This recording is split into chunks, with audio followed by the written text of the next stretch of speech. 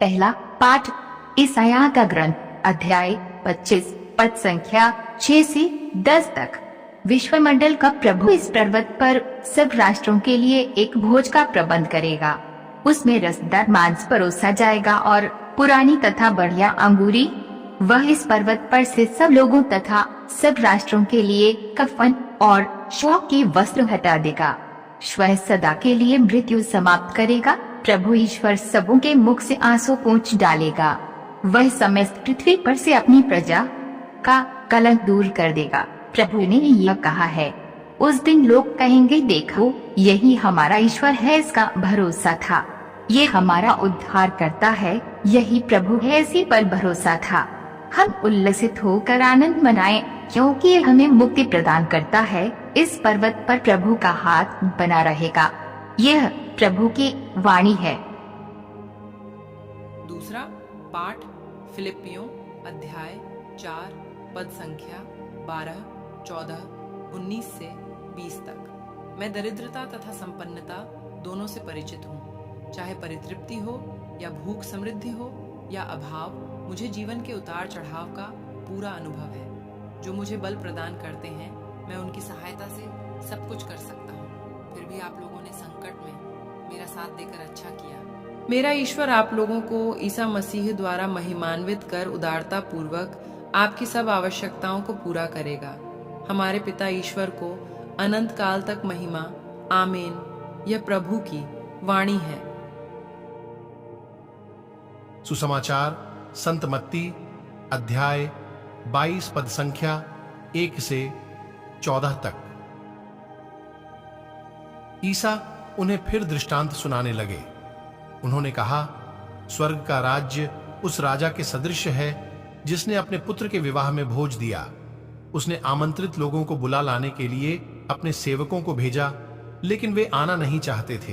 राजा ने फिर दूसरे सेवकों को यह कहते हुए भेजा, अतिथियों से कह दो, देखिए, मैंने अपने भोज की तैयारी कर ली है। मेरे बैल और मोटे मोटे जानवर मारे जा चुके हैं।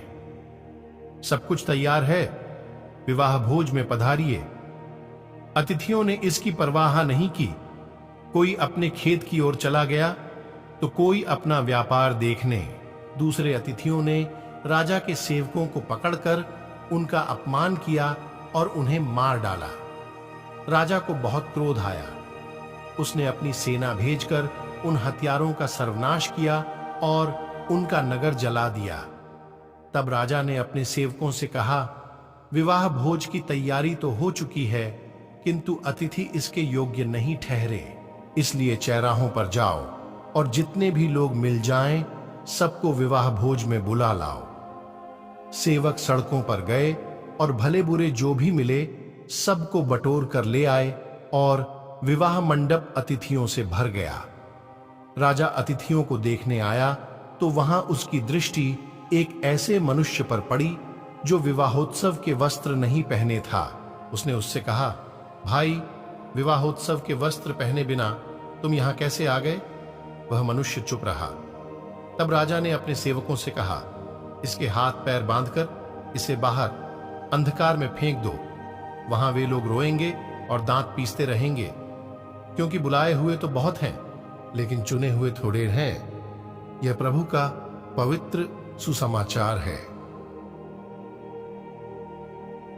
मनन चिंतन।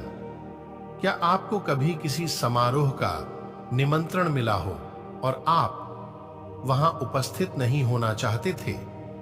केवल एक चीज है जो सुसमाचार में वर्णित पहले आमंत्रित अतिथियों को दूसरे आमंत्रित अतिथियों से अलग करती है। वह है उपस्थिति। दूसरे आमंत्रित अतिथि विवाह भोज में उपस्थित हुए, जबकि पहले आमंत्रित अतिथि उपस्थित नहीं हुए। उपस्थित होने का अर्थ है ईश्वर के सामने योग्य होना। राजा बिना विवाहोत्सव के वस्त्र वाले व्यक्ति को मित्र कहता है। ऐसा लगता है कि वे एक दूसरे को जानते हैं, लेकिन मित्र ने अभी भी अपने पुराने कपड़ों के साथ आने का फैसला किया है। परिणाम स्वरूप वह विवाह भोज में से निकाल दिया गया। विवाहोत्सव का वस्त्र स्पष्ट रूप से विश्वास और बपतिस्मा का प्रतीक है, जो सुसमाचार के प्रति एक जीवंत प्रतिबद्धता के साथ संयुक्त है।